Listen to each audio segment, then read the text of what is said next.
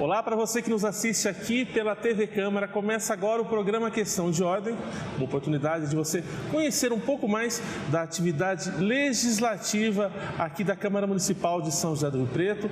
Hoje eu converso com o vereador João Paulo Rilo, que é do PSOL. Ele faz parte da Comissão da Cidadania e também da Comissão de Cultura. João, bastante coisa para a gente falar, que eu separei aqui, bastante tópicos para a gente falar. Eu começo perguntando para você da coisa mais recente. No comecinho você participou ativamente ao lado dos professores aqui de São José do Rio Preto em um protesto bastante justo que começou nas redes sociais e passou presencialmente esse protesto no gabinete do prefeito a respeito de uma resolução da prefeitura um tanto desastrosa, né, que diminuiu em 20 minutos o horário das aulas dos alunos, justificando que era para compensar os horários de um terço de programação extracurriculares, esse tipo de coisa. A prefeitura voltou atrás. Gostaria que você comentasse esse incidente. O que aconteceu? Bom, ela não voltou atrás, em toda a resolução.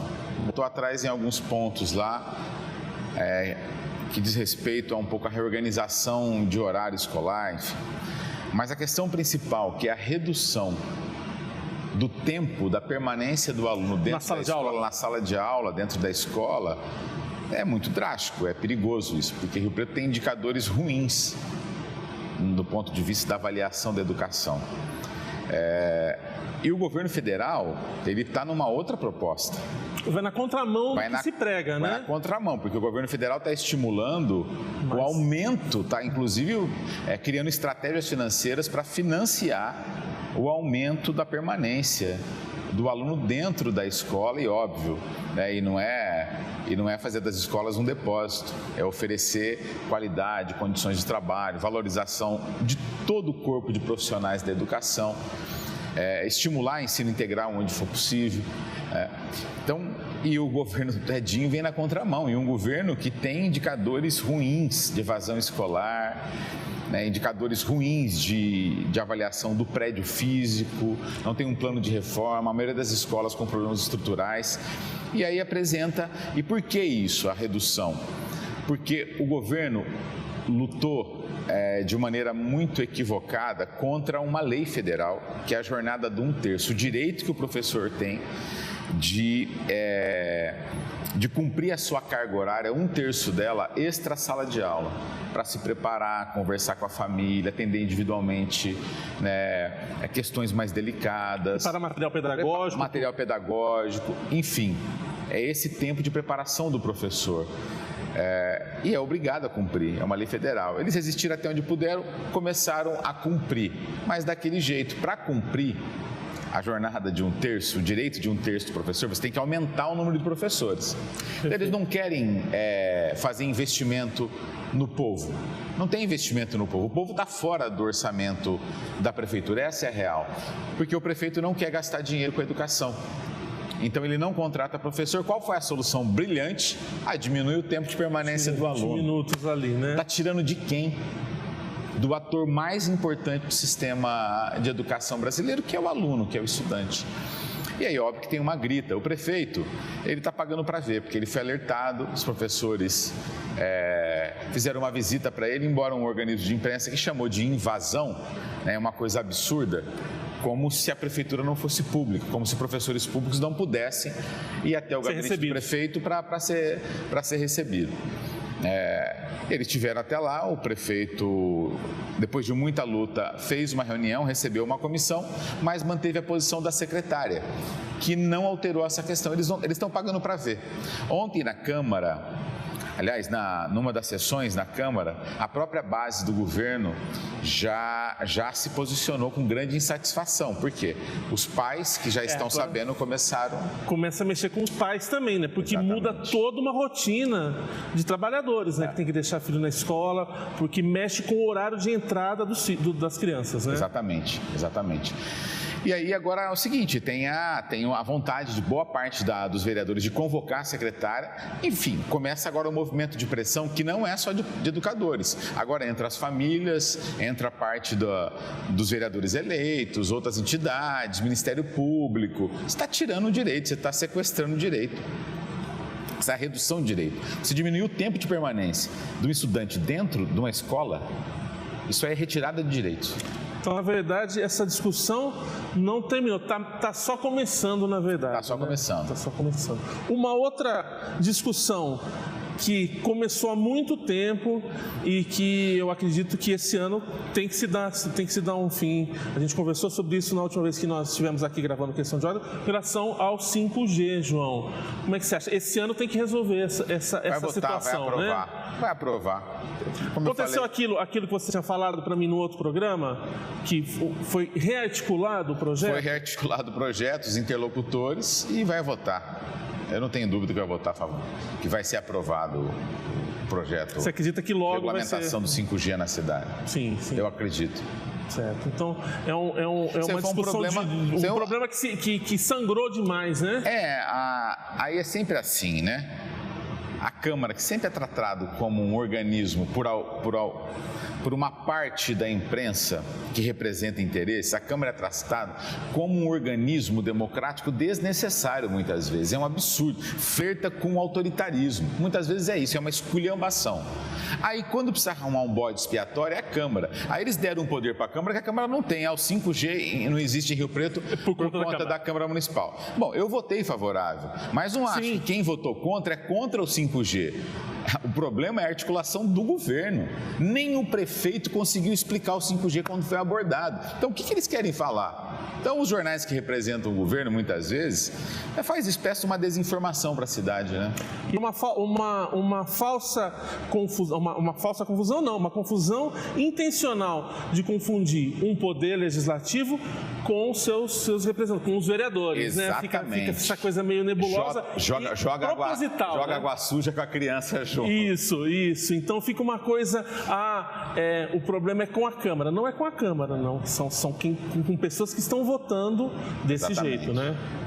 Ô, João, você também faz parte da Comissão de Cultura aqui da Câmara e vários assuntos que estão rolando nessa pauta, um deles com relação ao 1%, que a gente tem batido em sessões recentes. O Laurence, que é representante do Conselho Municipal de Cultura, esteve aqui presente. E aí, vai sair ou não vai sair esse 1% para a cultura? Olha, nós aprovamos. Aprovou.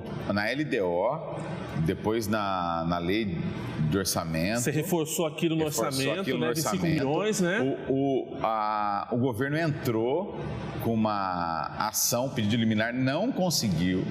Então, nós derrubamos, o prefeito vetou depois a lei do orçamento, o orçamento, né, com a emenda aprovada aqui no orçamento, e a justiça, ela não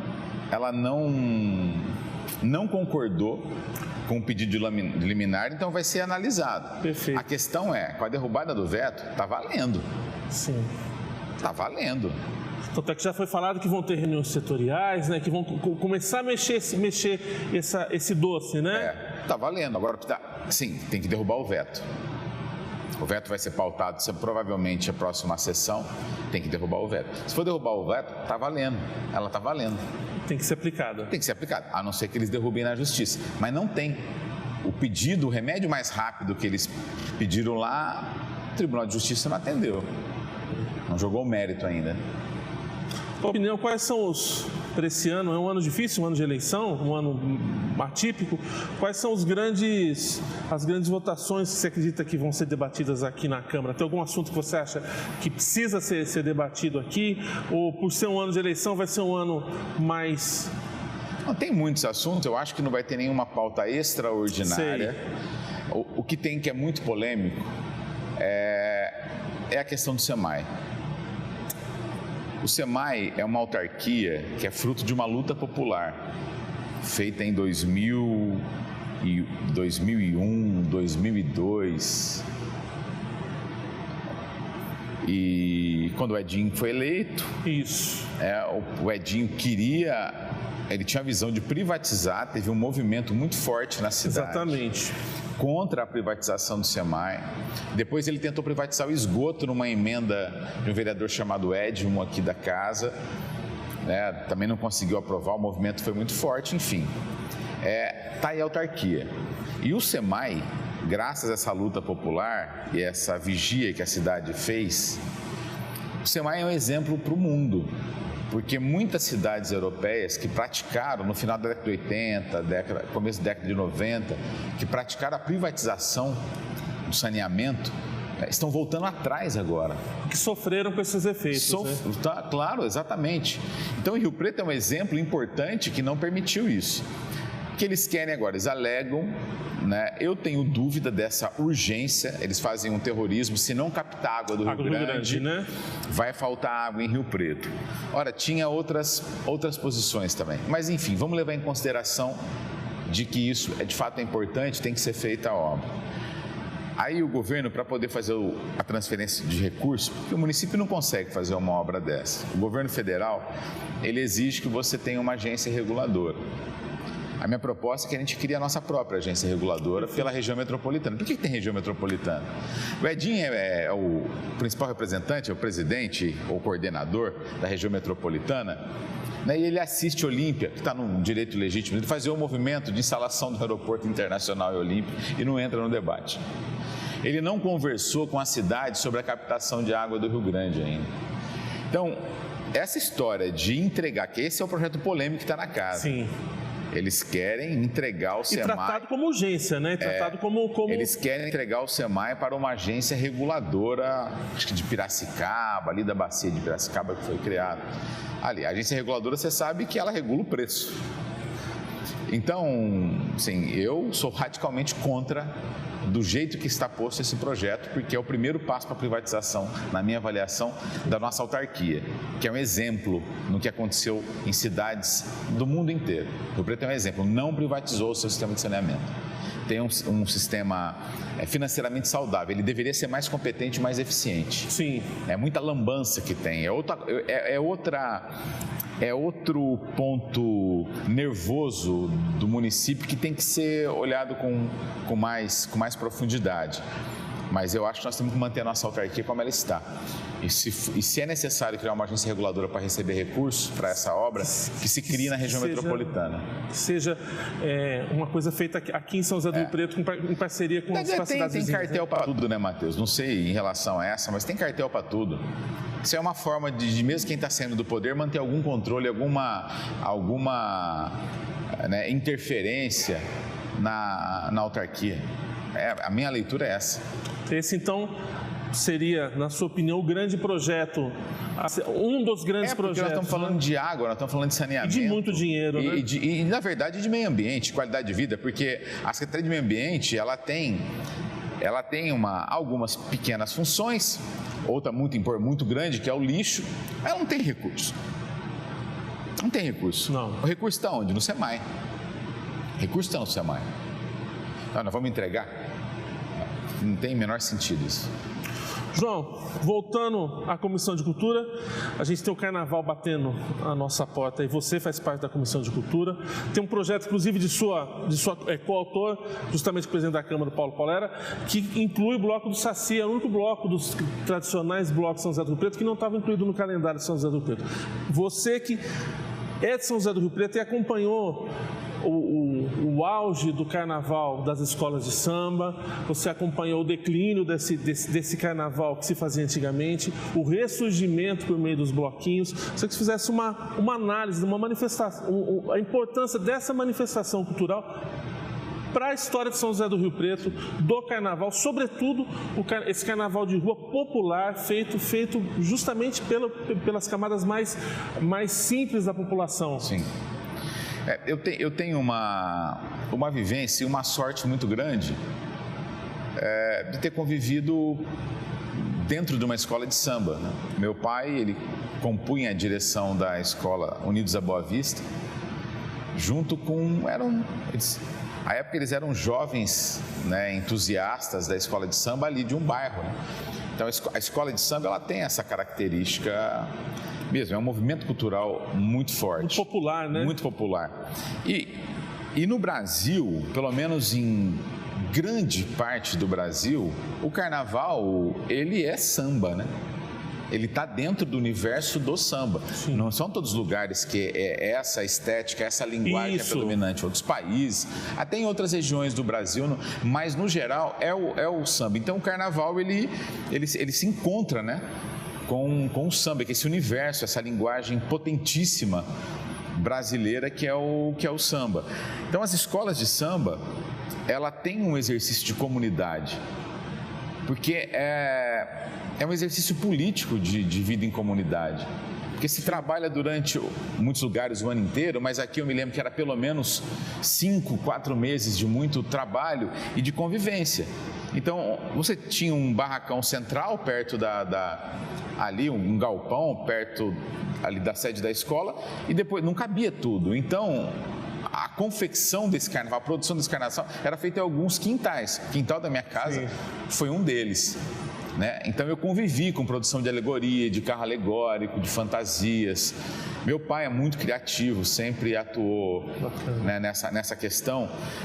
E então na minha época, década de 80, né, criança e depois adolescente na década de 90, você tinha as escolas de samba, você tinha um carnaval popular, que o Manuel Antunes, eu acho que foi o criador dele no Júpiter.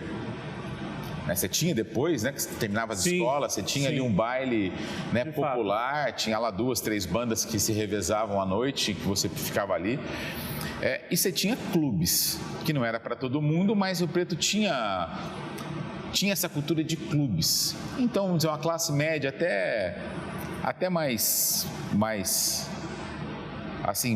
proletária mesmo, às vezes conseguia acessar algum clube, tinha acesso a algum clube. Então você tinha isso na década de 80 e 90. Você tinha os clubes lotados, você tinha escolas de samba, o desfile da escola de samba e esse envolvimento comunitário com disputa e tal. E você tinha ainda essa opção popular, né? O que vai acontecendo? As escolas de samba, né, não tem uma única razão. Falar, é só por conta do poder público? Talvez não. Talvez também, sei lá, uma fadiga uma canseira por falta de recurso dos entusiastas, dos dirigentes da escola de samba, mas também por falta de projeto do município que não preservou isso. Elas estão adormecidas, vamos dizer assim, adormecidas. Elas existem, tem pequenos núcleos, algumas agora vão no vários blocos elas vão fazer participações assim, né? aula show e tal. Então elas se enfraqueceram muito ao ponto de não tem mais carnaval de escola de samba em Rio Preto, você tem esses núcleos de escola de samba, mas não tem carnaval. Você não tem mais uma atração popular, uma alternativa popular num lugar amplo, como de fácil acesso, né? Uma coisa como tinha, e você não tem mais clubes. Os clubes, eles estão... Os que são... O Palestra, que era o maior, já não existe mais. Monte Líbano, Automóvel Clube e outras assim, são pequenos. Não é mais aquele carnaval potente como foram. Ou seja, você tem uma juventude, especialmente, Matheus, sem alternativa no carnaval. O cara liga a televisão, a menina liga a televisão, vê todo mundo se divertindo.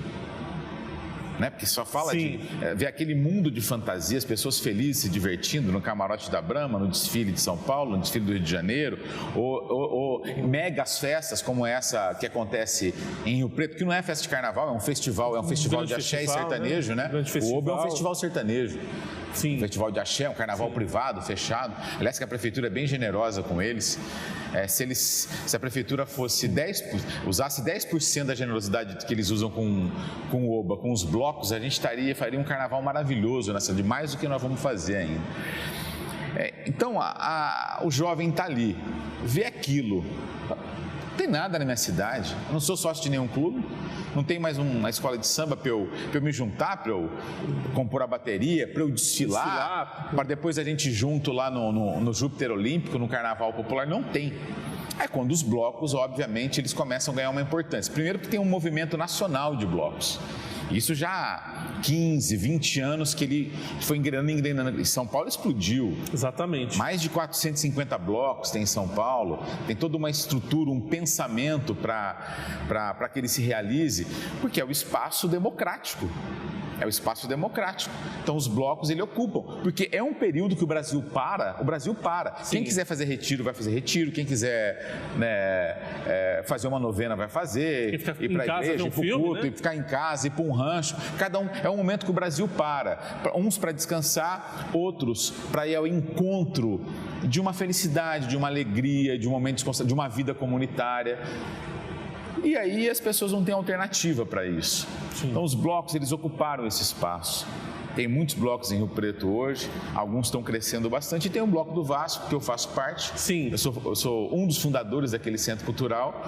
E eu tenho uma função específica naquela organização, que é um centro cultural, que é um grande movimento, que eu cuido da parte da programação artística e componho um núcleo de criação do enredo Carnaval do Vasco, que ele sempre tem tema. Tem tema, tem estética, tem programação artística.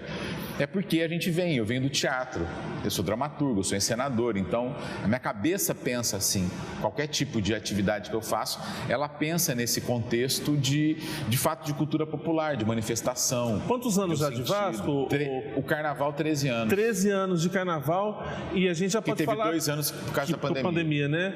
E foi usando uma expressão bem popular, juntou a fome com a vontade de comer, né? Porque foi um sucesso quase que imediato. Imediato. Né, João? Imediato. Ele se consolidou em muito pouco tempo, né? Se consolidou em pouco tempo, primeiro porque é um espaço de acolhimento, é um espaço de abraço. Você entra no Vasco, as pessoas vão lá e se sentem acolhidas em todas as atividades que tem.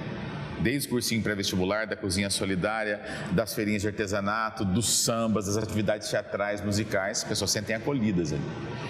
Então a gente conseguiu levar para a rua aquilo que acontecia dentro do Centro Cultural, porque ficou pequeno. Sim. Por conta do quê? Não só porque o Vasco faz um bom carnaval, que é acolhedor, que é seguro, que tem arte, porque a cidade não oferece nada.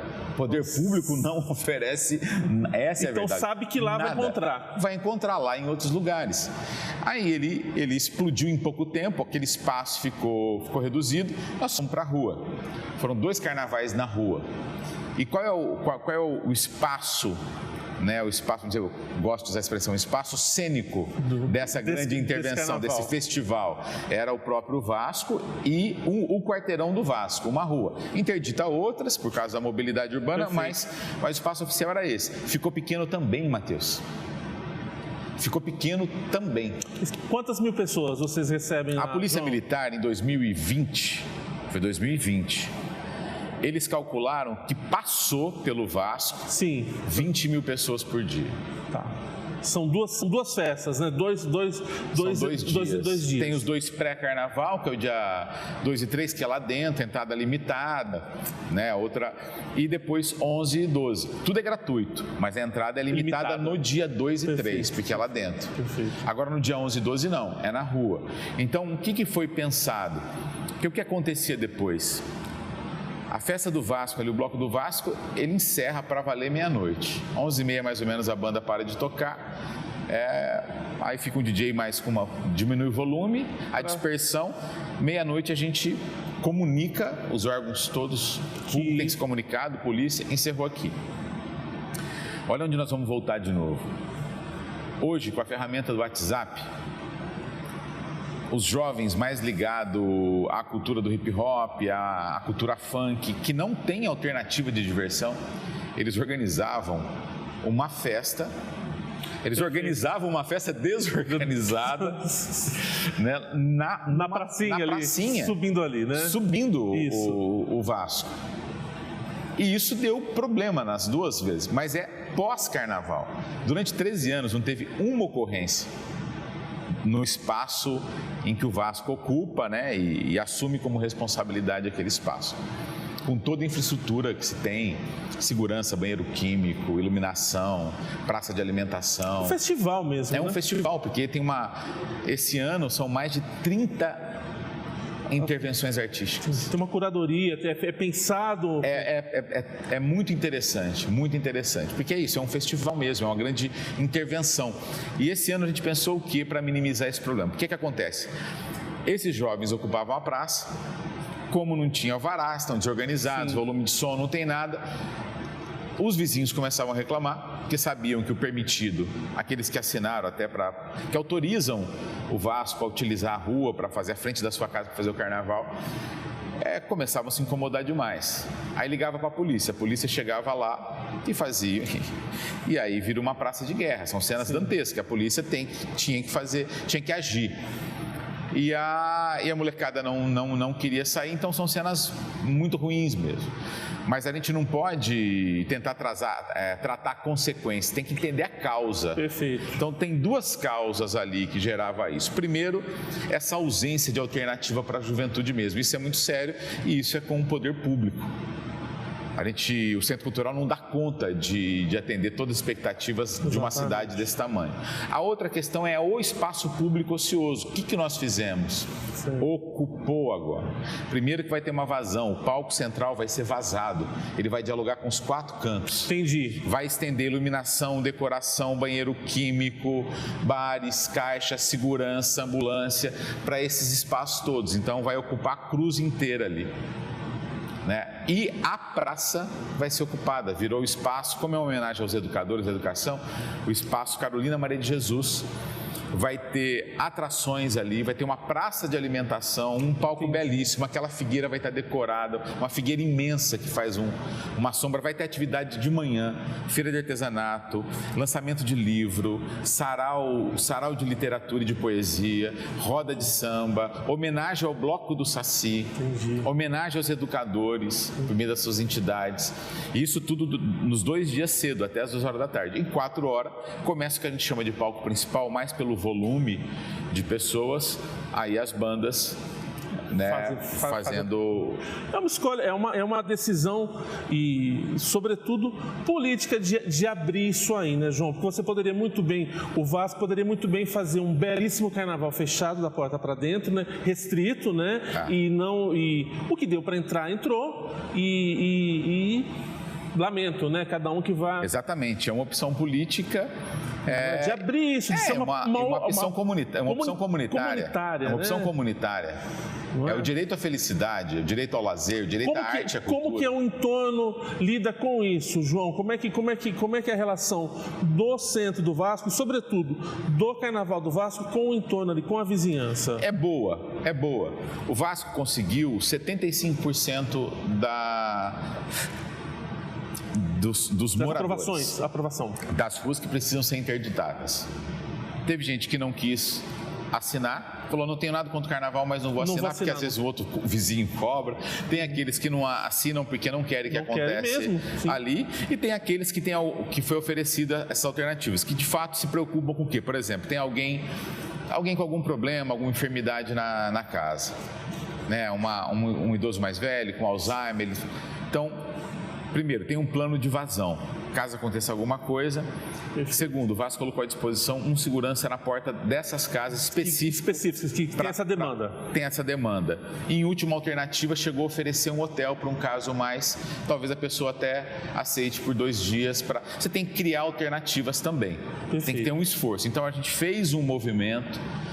Falava, por quê? Porque muita gente fala, por que vocês não levam para outro lugar? Fala, mas aqui ninguém tem interesse em ganhar dinheiro com isso. Sim, entendi. Aqui é que vocês acham que trabalho comunitário é só dar comida, cesta básica, né? Mas o Vasco tem a cozinha solidária, oferece refeição, mas não é. O direito à cultura, à informação, à diversão, à vida comunitária, o lazer é fundamental, está na Constituição também. Então a gente faz.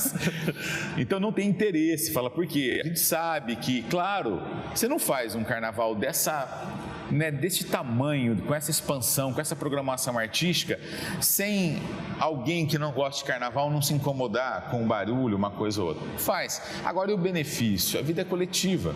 Você tem que dar alternativas de conforto, arrefecer problemas. Então, a própria ampliação de espaço, ocupação da praça, o plano de segurança, uma relação agora mais entrosada com a Polícia Militar. O comandante teve ali para ver o espaço. O secretário Israel, ele fez um agradecimento especial ao Israel, a Kátia, mas o Israel foi lá, olhou, compreendeu, falou com o prefeito, montou uma força-tarefa porque a praça estava destruída, abandonada, sem iluminação. Então já teve a comunidade já viu essa mudança, a praça está iluminada hoje. Fizeram uma poda, vão fazer uma limpeza, estão melhorando ali, as muretas quebradas arrumaram. Então, assim, tem muita gente que entendeu e está trabalhando para que aconteça da melhor forma possível. A polícia entendeu que é necessário estar ali desde o começo, que é necessário aumentar o efetivo na dispersão, até porque não vai estar tendo nenhum outro lugar em Rio Preto ou na região que vai juntar essa quantidade de pessoas. Sim. Ou vai ter pouco lugar na região, então é possível. Então é um trabalho de convencimento e tal. Agora tem descontentamento? Tem. Agora tem uma coisa também, tem um recorte ideológico. Tem um abaixo-assinado aí que circula que é organizado por bolsonaristas. É isso. Que aproveita a boa-fé. Aproveita para fazer disputa política. Eles não querem um carnaval porque incomoda. 20 mil pessoas felizes. É muito forte, né? E o tema agora incomodou mais ainda. Nós estamos homenageando Paulo Freire.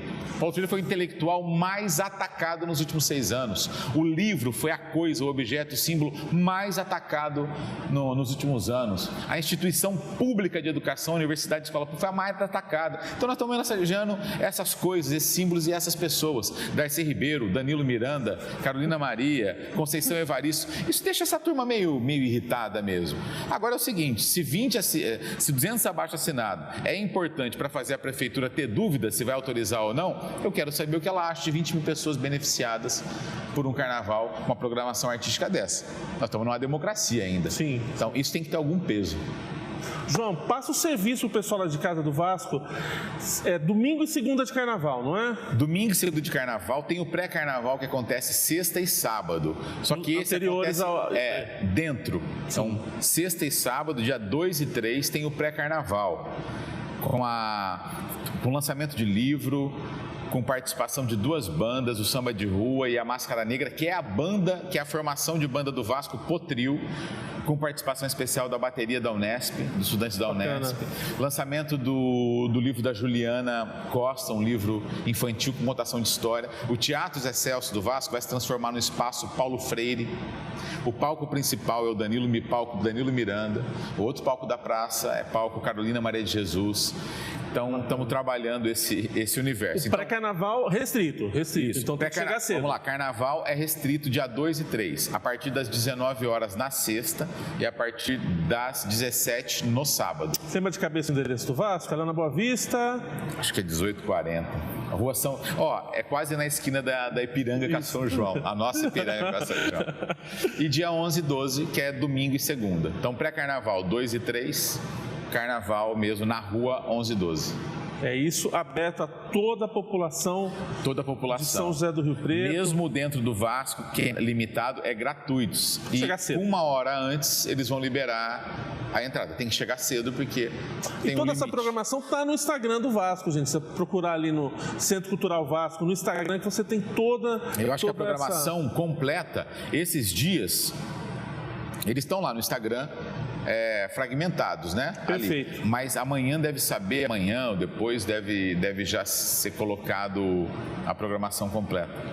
João, mais algum assunto que a gente não falou que está no radar aí desse começo de ano? Eu acho que é isso, acho que a gente falou. Isso aí, falamos de perspectiva, falamos do que está rolando na política de São José do Rio Preto e fica o convite aqui para o pessoal de casa. Eu estou deixando o serviço, tudo isso aqui que o João está falando, está aqui embaixo na tela, muito mais fácil que você está vendo aí.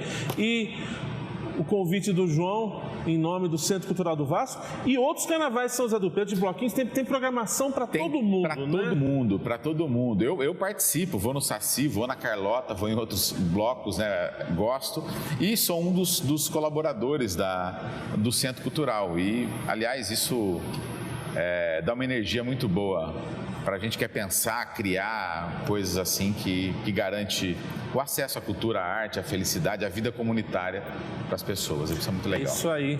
Eu conversei com o vereador João Paulo Rilo, eu me despeço de você. Se você quiser rever esse programa, basta você procurar no nosso canal no YouTube, é muito fácil, você procura TV Câmara Rio Preto e você digita lá Questão de Ordem João Paulo Rilo, você encontra esse e outros programas. Eu me despeço agora e você continua com a nossa programação aqui na TV Câmara, o canal do Legislativo.